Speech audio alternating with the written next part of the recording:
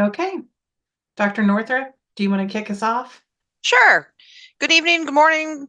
For some of you, good afternoon. For some more, as we've got people from all over the world on this call tonight, we want to welcome you to the December Grand Rounds that we're holding a week late because we assumed that nobody really wanted to be here for Christmas.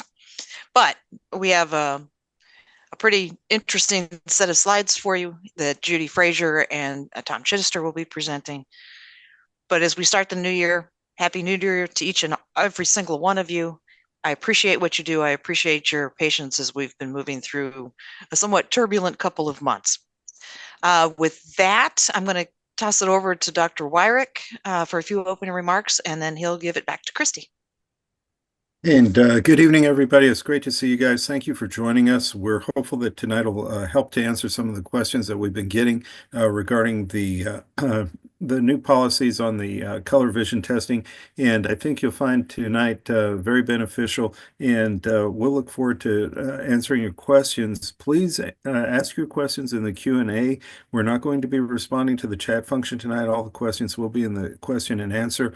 Please feel free to put them in there. We'll try to get to them as soon as we can. And with that, back over to Ms. Christy Risley for a few more housekeeping remarks before we get started. Thank you.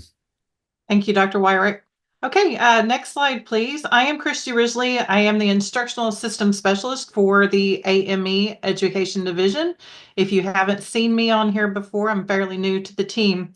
Before we get started, as Dr. Wyrick said, just a few housekeeping things to go over. First off, this session is being recorded and it will be made available on the YouTube channel at a later date. Give us about a week or so to get it uploaded. Keep in mind that no participants will be shown. It'll just be the slides and the voices and whatnot. Next slide, please. As Dr. Wyrick also mentioned, the chat has been disabled for this particular session. We want to capture all of your questions and answers using the Q&A button at the bottom of your screen. So if you haven't used Zoom an awful lot, if you look at the bottom of your screen, there should be a button that says Q&A. If you have a smaller screen, you may have to click the word or the button that says more, and then you should be able to get to Q&A from there. And we'll be answering those questions throughout the session. Also, you will be unable to turn on your camera or unmute your sound. So that's just how we're rules of engagement, so to speak. Next slide, please. We will remind you again at the end of tonight's presentation how to claim CME credit, but the first and most important thing I can tell you is that you must have your full first and last name displayed in your Zoom.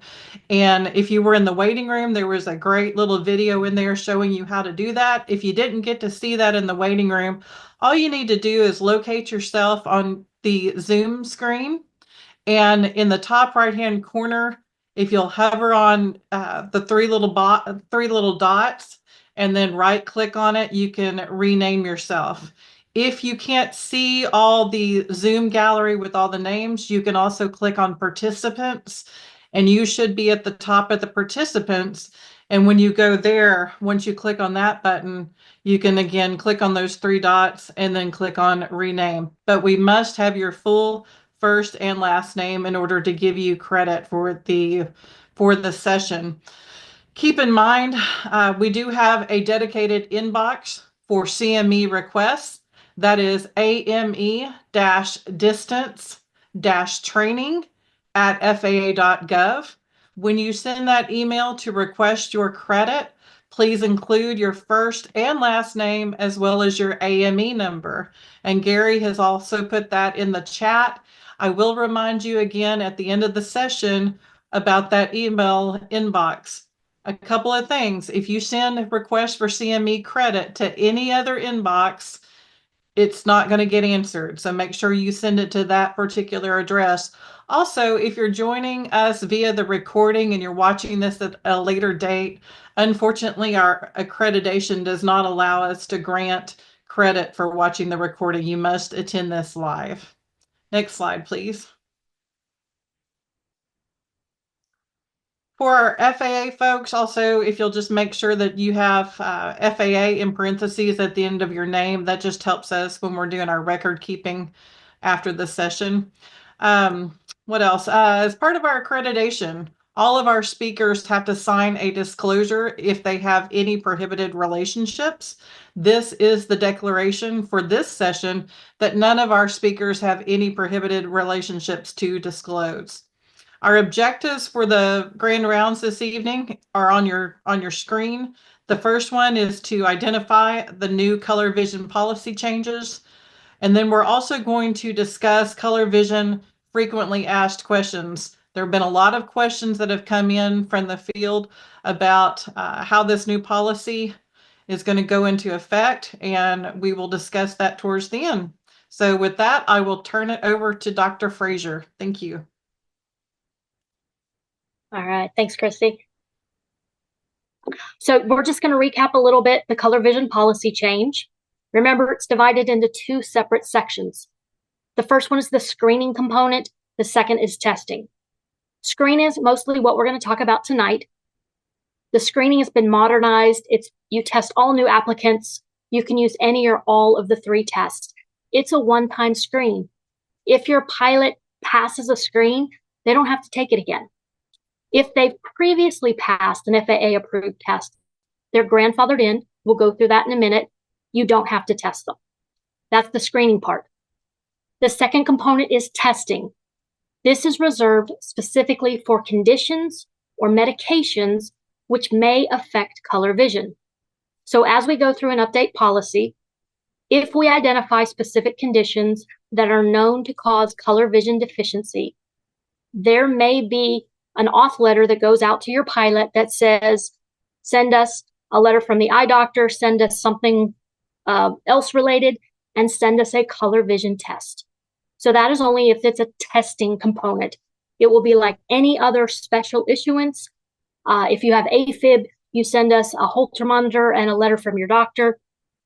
In some conditions, you will send us a letter from the eye doctor and a color vision test. Pilots do not need to send that information until it's asked for specifically in their auth letter.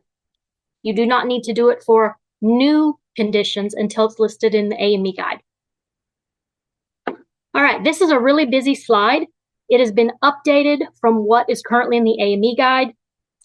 This we will post. We're trying to get it posted in the AME guide early next week. You want to look at the blue buckets and the yellow buckets. Blue buckets are the majority of the pilots that you're going to see.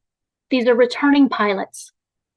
Anyone who falls into a blue bucket does not need to be tested with the new computer test. They are grandfathered in.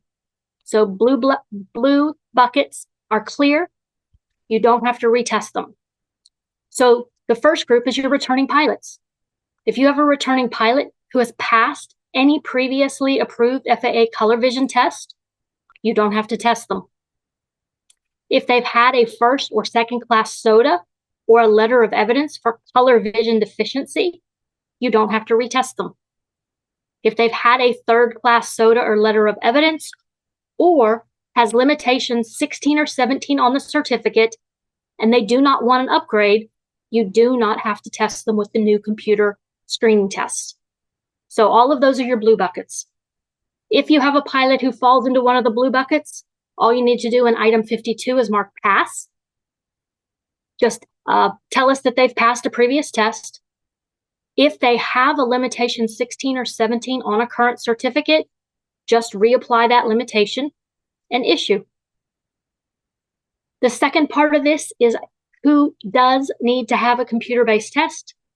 There's first-time applicants. So anybody who has never been through our system before, they need a computer-based test. Or a returning pilot who has a third-class SOTA or LOE or limitation 16 or 17 and wants to either upgrade or wants the limitation removed. Those are the only people that you have to test at this point. All right. So we're still getting questions about which color vision tests are acceptable. We have 3 that are currently allowed, but as additional tests are identified, they will be considered. The 3 that are allowed are listed in the AME guide. They've been there probably for about a year. Most of them will have links where you can get additional information. So again, let's talk about who needs to be tested. Blue buckets do not need a computer-based test. Blue buckets are grandfathered in. This is going to be your returning pilots who have passed a previous test. If they have an LOE, if they have a SOTA, or if they have limitations 16 or 17, which is color vision limitations, and don't want to upgrade, they do not need another test. So you can still see all of those pilots, even if you don't have a computer test yet. If they're a first-time applicant, this is your yellow bucket. First-time applicant, they could take 1 test, 2 tests, all 3 tests. These tests are set up in a way that they're randomized. So if you have one of the computer-based tests, your pilot could take it 1 or 2 or 3 or 4 times. We're not concerned as much about the number of times. We want to know that they passed. If they pass, you put that information in block 59 and you upload the score report. They're done. This is a screening. They don't need to be tested again. If you have a new pilot who fails any or all of the tests, you mark item 52 fail. You put in block 59 failed and list the name of the test and give us the scores. Still issue a medical certificate. You're going to issue a 3rd class medical certificate no matter what class they applied for, and you're going to add limitation 104. 104 says valid for day VFR only. Then you're going to upload that report under the specific AMCS tag that says I, color vision test result. So again, new pilot, has never been through our system, give them a computer-based test. If they pass, you upload, give them whatever certificate they applied for which they qualify. But if they fail, you do not defer. If they fail the color vision, no matter what class they applied for, give them a 3rd class with limitation 104 and upload their results. In just a second, we'll show you how they can ask for an upgrade. Whoops. All right, let's try this again. All right, now we've got the right slide. Okay, so now you've got a new pilot, first class. They applied for first class. They came in. They could not pass one of the tests. You're going to upload the test that they took. Then let's say they go out somewhere else and get another test. You upload that also, and then upload a color vision limitation review. It's a single page. It's in the AME guide. It's how the FAA can quickly identify cases that are only need a color vision review. So if a pilot wants to upgrade, 2 steps. One is upload the color vision test results. The other one is upload this thing called a color vision limitation review. Color vision screening limitation review. It's in the AME guide. You can find it on whatever your favorite search engine is. All we need is for the pilot to tell us why they want an upgrade. Specific to AMEs, they need to bring this back to you. We'll tell you in a second, but there's a specific tag that you need to apply in AMCS so that we can find it. All right, so again, take-home message for this. New applicant, yellow bucket, has to be tested with a computer test. If they pass, you upload the score report. If they fail, you upload the score report and issue 3rd class only with limitation 104. So what happens if you don't have a test or the pilot can't get a test? Can they get tested at a different location? That answer is yes. It's like doing an EKG. If somebody else did the EKG and the pilot brings it in and you're comfortable with who did that test, you can accept those results. Just put that information in block 69 and upload those results and we will accept them. Part 2, we're only going to talk about a little bit. These are people who need color vision testing, not screening, but testing. They have a medical condition or take a medicine that may affect color vision. As we identify these, we will add that information as a requirement to their authorization letter, and we will add it under the specific condition in the AME guide. So summary of the color vision policy. It's split into 2 sections. One is color vision screening. If your pilot falls into a blue box, They do not need to be screened with a new color vision computer test. If your pilot falls into one of the yellow boxes, new applicant, wants an upgrade, or wants a limitation removed, they need one of the currently approved color vision tests. Right now, there's 3 of them. The other section is the testing component. This is reserved only for pilots who have a specific condition or take a medication which could affect color vision. That information will be coming as we review more of those conditions. And with that, we're going to turn it over to Dr. Chittister, who's going to tell you how the research was done for the color vision policy. Over to you, Dr. Chittister. Thank you. I'm Tom Chittister. I'm the Deputy Director at AME, and I was one of the 3 leads on the research that went into putting this policy in place. So if you can go to the next slide, Judith. There we go. So why are we doing it? There was an NTSB recommendation. There were actually 2 that came out of the FedEx accident at Tallahassee, Florida. This is the one that we responded to. We were asked to develop a standard battery of tests that could be performed at least once in a pilot's career or an applicant's career for a first or second class medical certificate that would prevent those that have color vision deficiencies that could impair their ability. I think that's the key thing, impair their ability to perform color-related critical aviation tasks from being certificated without limitations. So that's the text of the recommendation itself. So we did that research, and if you go on the next slide, Judith, here's what we recommended, and then I'll talk about in a little bit detail how we went about the research. So the first thing I think we have to recognize is that color vision deficiency is a scaled loss. It's not an on and off. It's a scaled loss of sensitivity in the ability to discriminate in either the red, green, or the yellow, blue dimensions, affecting about 8% of men and less than 1% of women. Nelda Milburn, Kevin Gilday, and myself led a team of other researchers, you'll see their names later, who evaluated a wide range of clinical and performance tests and devices that were available in 2010. That date's important. That's when we started this research. That's where the 3 computerized tests that were available in 2010 got our attention. We tested over 300 aviation naive subjects in Oklahoma and New York. In New York, because Rensselaer Polytechnic University is up there and they partnered with us on this research. Half of our subjects were diagnosed with color vision deficiency. The other half had normal color vision. We tested all of them on 18 clinical tests and then examined their performance on job sample tests. And our goal here was to establish less than normal color vision. In other words, not normal versus deficient, but less than normal color vision scores that could be used as cut scores that were validated against job sample tests. And those job sample tests included signal and airport lighting and cockpit display colors. Now, on the signal and airport lighting, City University of London that developed the CAD validation had found the precision post path indicator the most critical color discrimination that did not have redundant coding. I suspect you all know about this, but just in case you don't, the PAPI is next to runways, a lot of them. It's a visual approach slope indicator that's quite precise. It presents as 2 bars, 2 lighted bars, one above the other, that are either red or white in color. If you are on the glide path to the touchdown zone, it will be red over white. If you're too high, it will be white over white. And if you're too low, it will be red over red.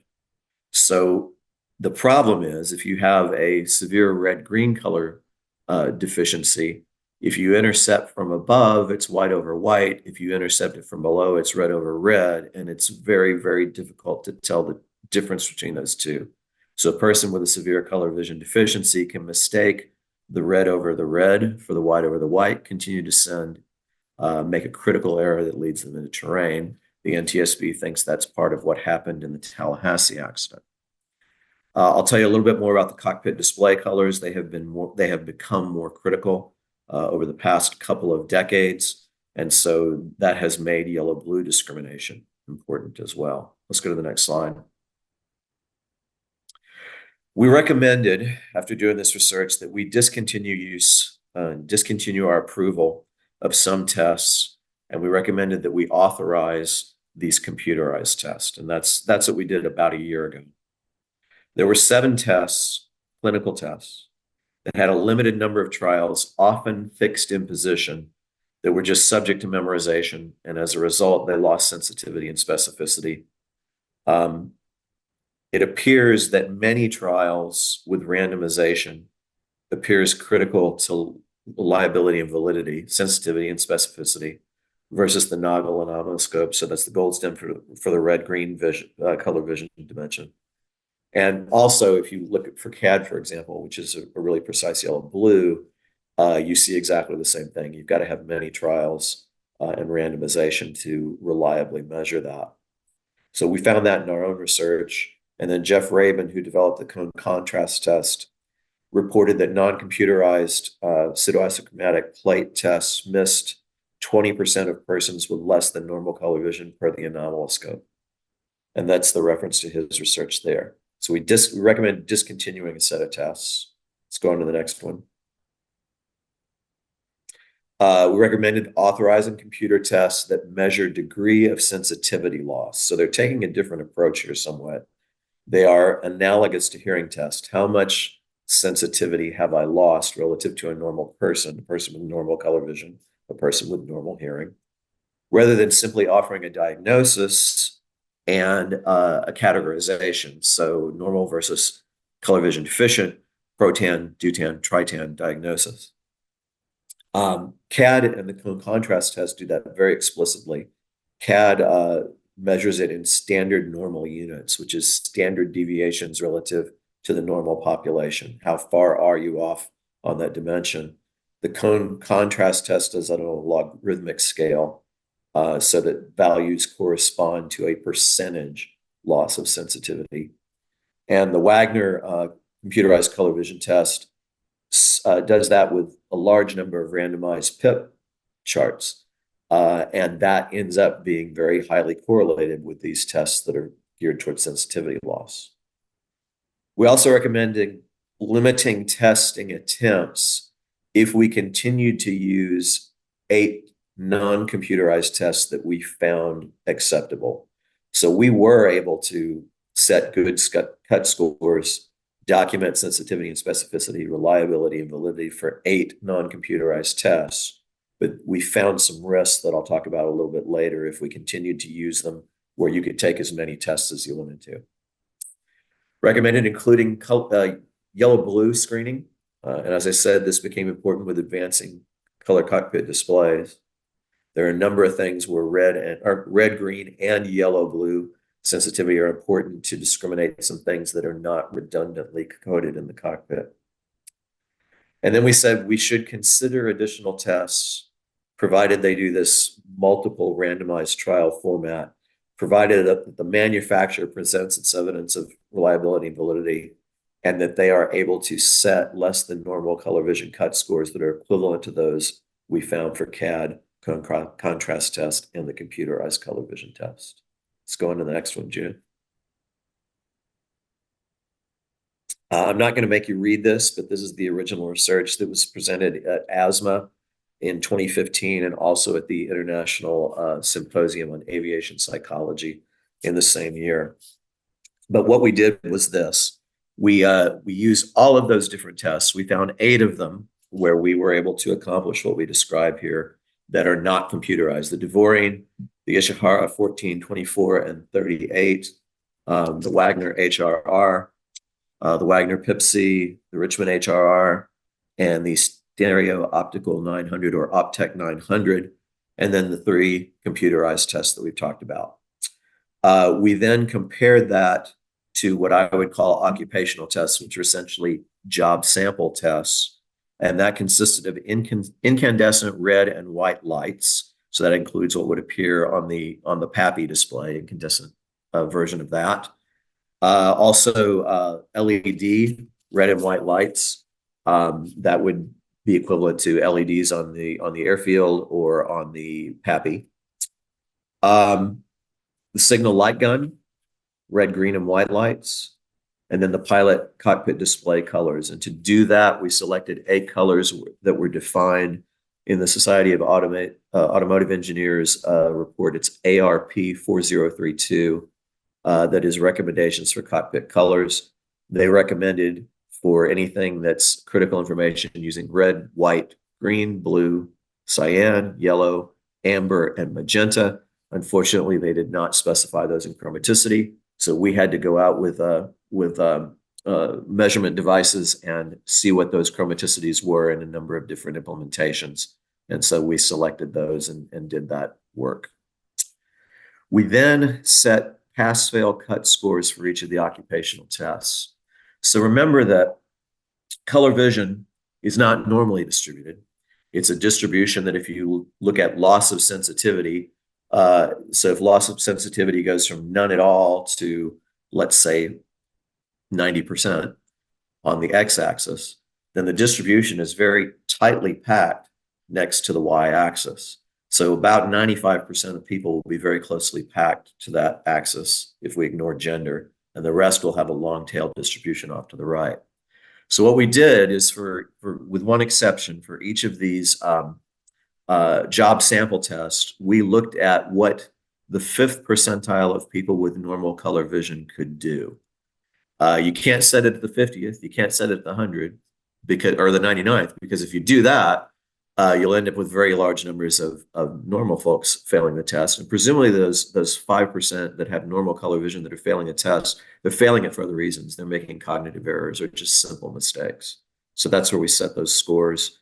The one exception to that was the signal light gun test, where the FAA has an order that describes what a passing test is on the signal light gun.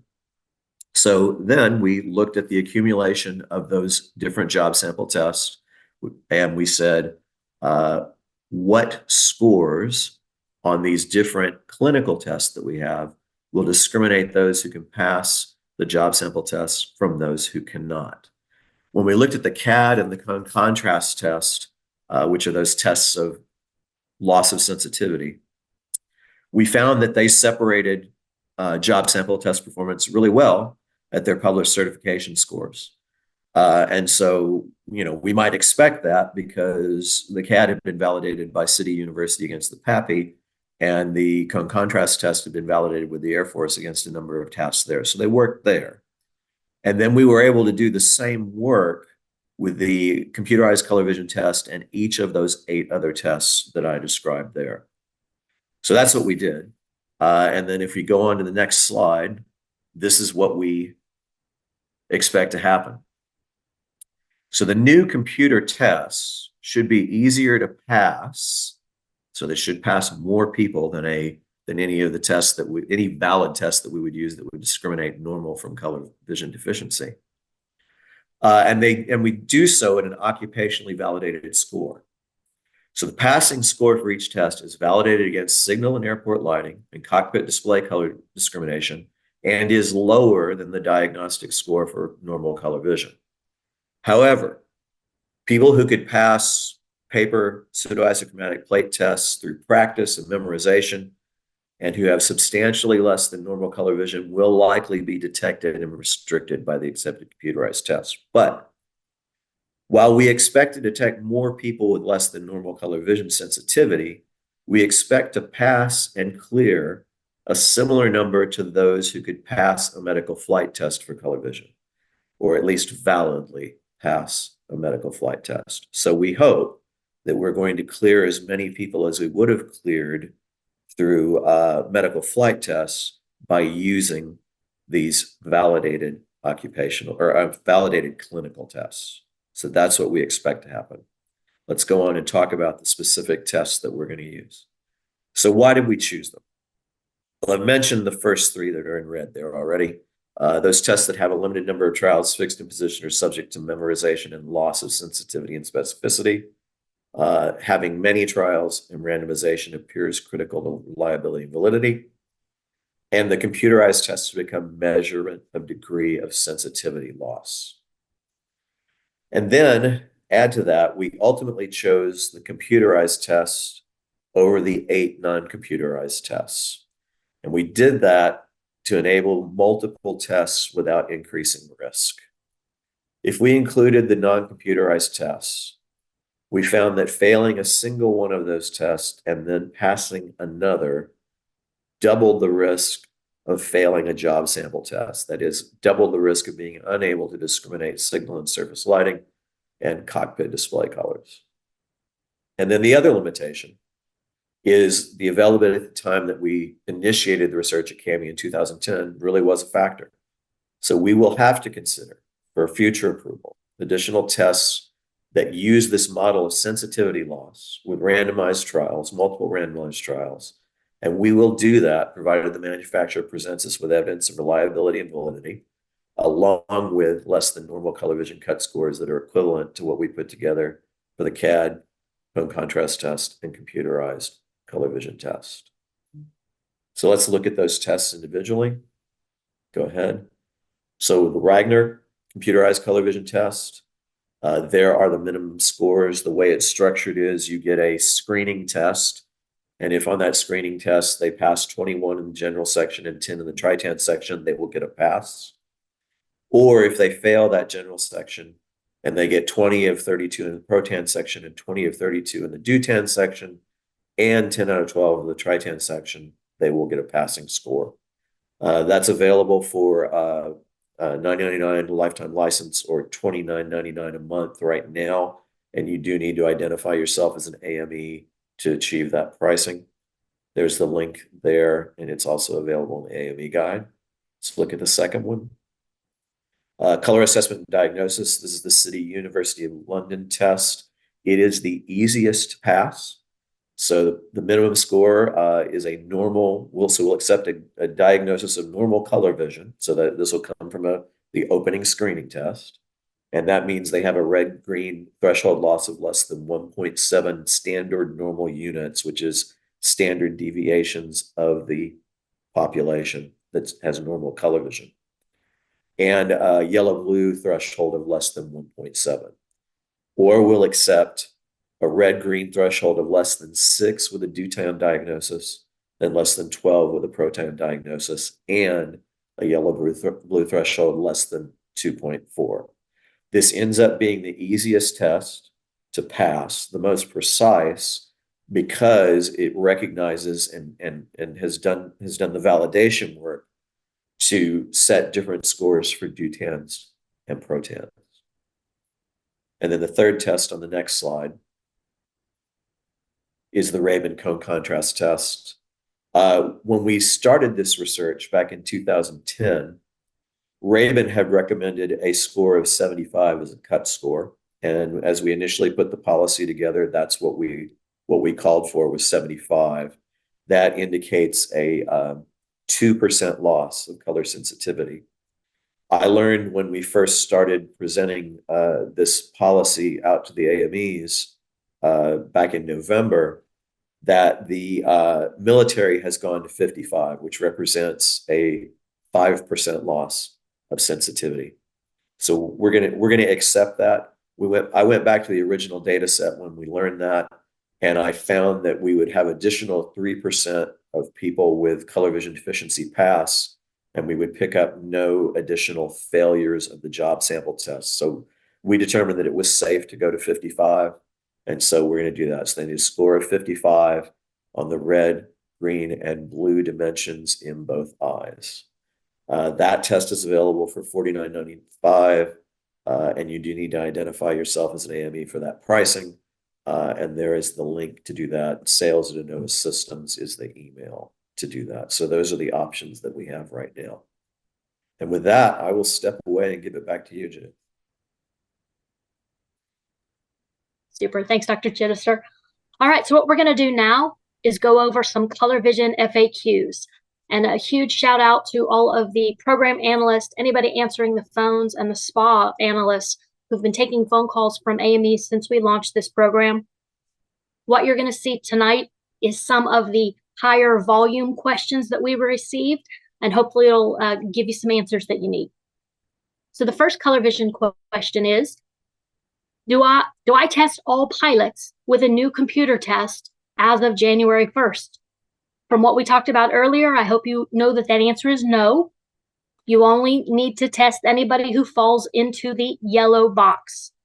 So we'll show the graphic again in just a second. But just remember, you do not need to test every pilot that walks into your office. So remember again, blue box, returning pilot, they've passed. They might have an LOE, they might have a SOTA, they might have a limitation.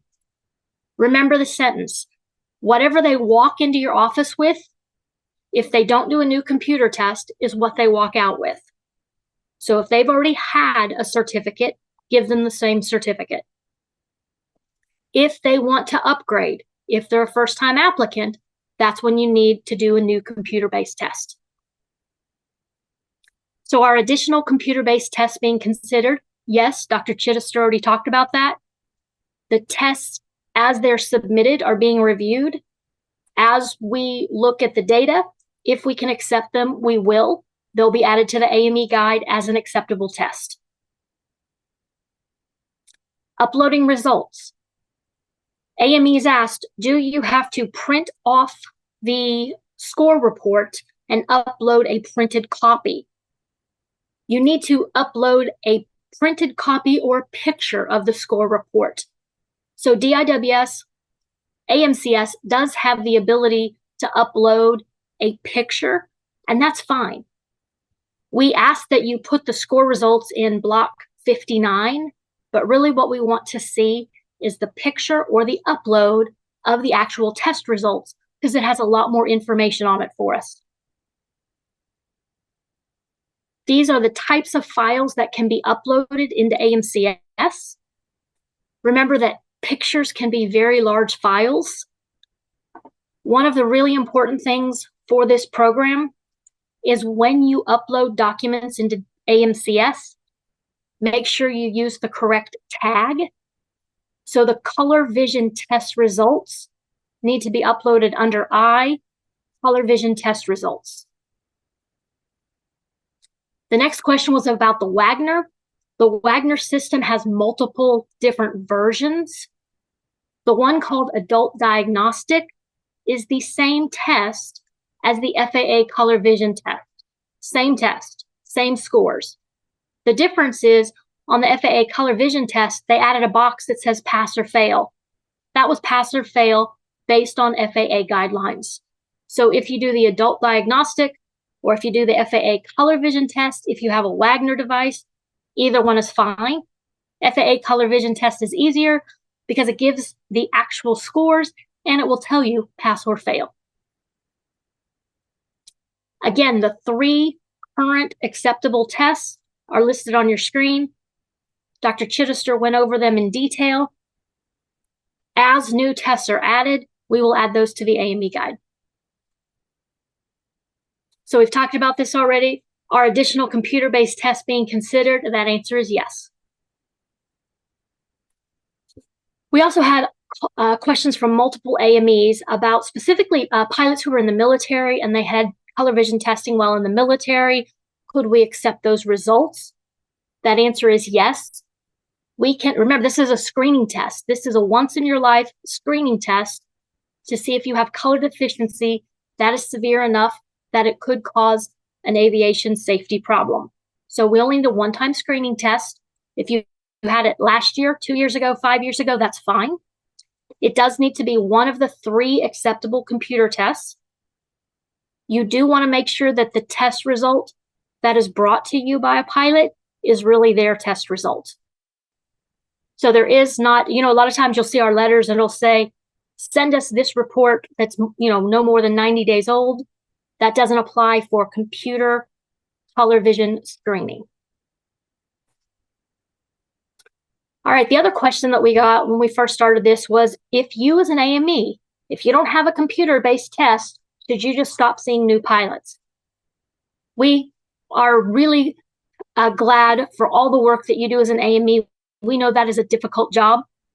We don't want you to stop seeing pilots. So we want to give you some resources if you don't have one of these tests. One is if you have a test, that's great.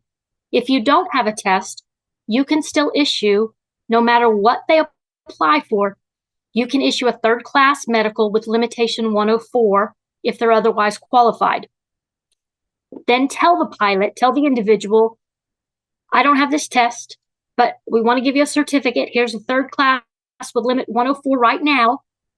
But if you go get one of the approved tests, I can upload it, and then the FAA can give you an upgrade.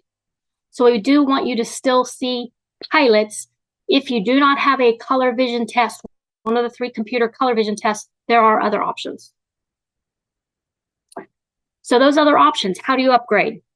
We talked about this a little bit.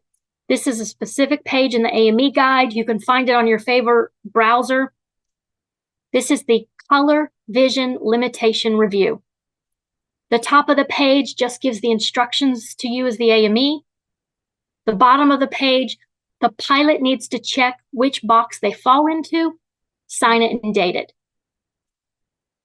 The most important part of this page, you as the AME have to upload it as color vision limitation review. It's under I, color vision limitation review. That is how we can find these in our computer system.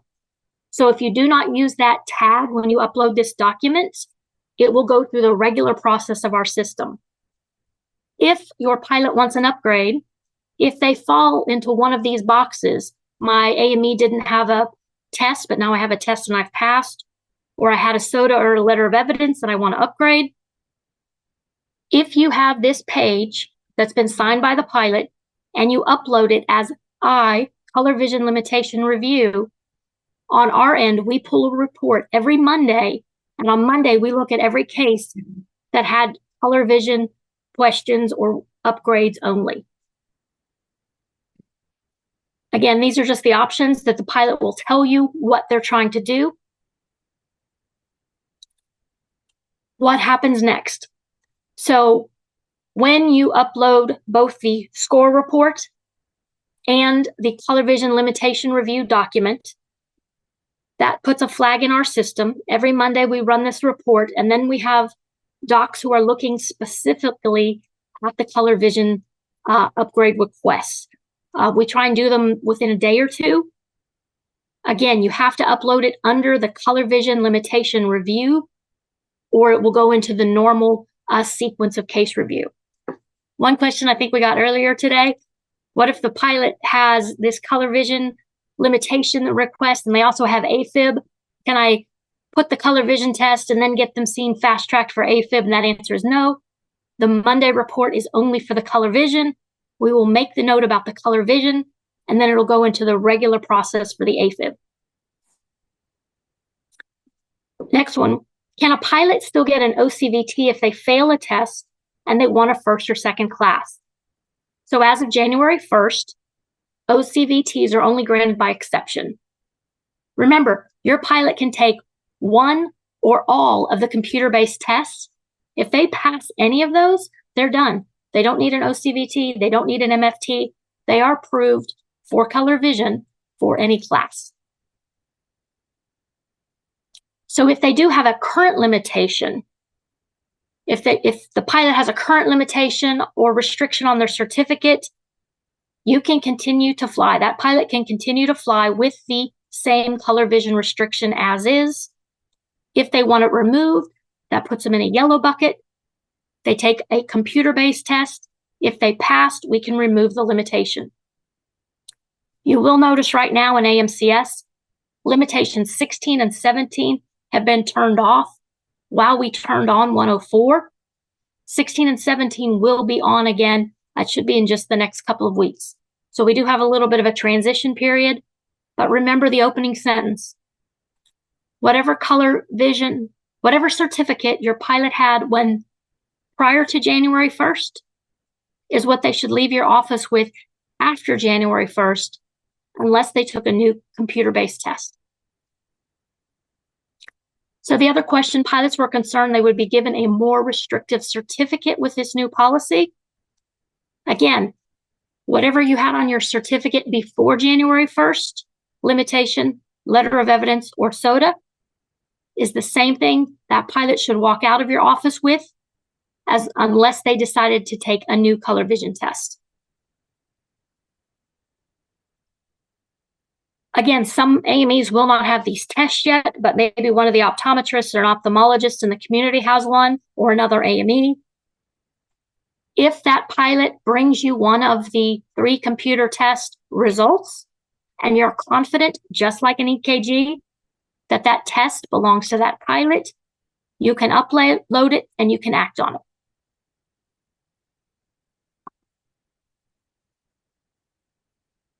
Again, different providers will have different types of tests. If they took the test last week, last year, last month, as long as you're confident that that test result belongs to that individual, you can upload it and act on it. All right, we did get a question specific to AAM. If a pilot mails or submits somehow a color vision test to AAM, we have no idea if that pilot is who actually took that test. So in that case, if we're not certain if that result belongs to that pilot, we can't accept it. But if you as an AME who are actually seeing the pilots in person, if you're comfortable and you're confident that the results they bring in are their results, you can absolutely accept that. There was a question, there's a home test, and so people were actually downloading one of the tests as a sample, and pilots wanted to know if they could just get the free version and download it for 30 days, and would we accept those? And that answer is no, because we want to make sure that the test was correctly performed. All right, questions on VHT and air traffic. If you're an employee examiner and you take care of air traffic controllers, there is no change to the current policy. So whatever you were doing for air traffic and people who want to be air traffic controllers, we call it the VHT program, whatever you were doing before January 1st, you continue to do. There are additional tests that are allowed for air traffic controllers and VHTs. Those tests have not changed. The computer tests were added to the VHT air traffic lineup about a year ago.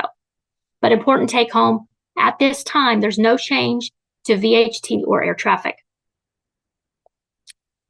Will an air traffic controller require ongoing testing every year? Again, there's no change at this point. Whatever you were doing prior to January 1st, you continue to do it this time. We do have some air traffic controllers or people who want to be air traffic controllers who are also pilots. Just remember, for air traffic, they can take any of the tests listed in the AME guide. For pilots, if they are brand new through our system, they have to take one of the 3 computer-based tests. So if they're both a pilot and an air traffic controller, for the pilot part, they have to take a computer test. Now, if they've been in our system already and they decide they want to become a pilot, they've already been in our system. We already know that they've passed a test. They'll fall into that blue box. On limitations, specifically limitations 16 and 17, which have to do with color vision, LOE, letter of evidence, and SOTAs. If your pilot had a medical certificate with a limitation, do they need to be grounded right now? No. Remember the sentence. Whatever they had before January 1st when they walked into your office, if nothing has changed and they have not taken a new computer-based test, they should walk out with a certificate with the same information for the color vision part. The second part, we've been talking all about screening for color vision. The second part is the testing. So if somebody has a medical condition or takes a medicine which is known to cause color vision deficiency, at some point in both the AME guide and in their authorization letter, we may request a color vision test, just like we will request a stress test or a letter from their heart doctor or an eye evaluation.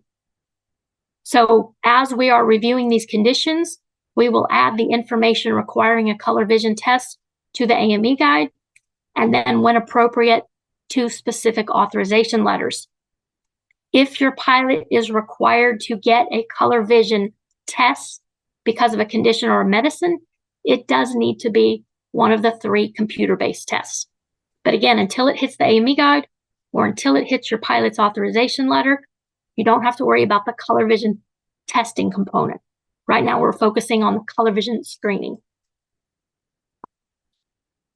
As you've noticed during the presentation, and I'll tell you from doing policy, it doesn't matter how long we've looked at something, how many eyes have looked at it. As soon as we publish it, somebody will notice something. So from your questions at the last couple of grand rounds, Dr. Chittister looked back at the numbers that we could use on the color vision test. They've dropped from 75 to 55 on the one test. That's slated to be updated probably early next week in the AME guide. The graphic we also updated based on your suggestions, so that will be updated. We look to do that early next week. I don't have a firm date because of the steps that we have. We're also going to add a lot of these FAQs to the AME guide so that you will have this information and you'll be able to share it with your pilots if you're asked. So look for an update probably sometime early next week in the AME guide that will cover the information that we talked about. At the end of January, should be January 29th, last Wednesday of the month, we'll go back to our routine AME guide updates on the last Wednesday of the month. And with that, here's our shameless plug for if you have ways we can improve the AME guide, please send us an email to this email address. Just remember, it does not answer any case questions. And with that, Christy, I'm going to turn it back over to you. I would like to thank everybody for coming tonight. We've had lots of questions. I think really good questions asked and answered. If you'll go ahead and move to that next slide, Dr. Frazier. Okay, so just a couple of reminders about CME. If you are wanting CME credit and your first and last name were active in the Zoom session and we'll be able to tell that you attended, you can go ahead and send an email to ame-distance-training@faa.gov, and we'll put that in the chat as well. Keep in mind, once again, if you send a request for CME credit to any other inbox, even if that's worked in the past, you're not going to be able to get your credit. So please send it only to that AME-distance-training inbox. Include your first name, last name, and your AME number, and you will receive credit. And once again, no CME credit will be given if you're watching the recording. Thanks everybody for being here this evening. This concludes our presentation. Have a good evening.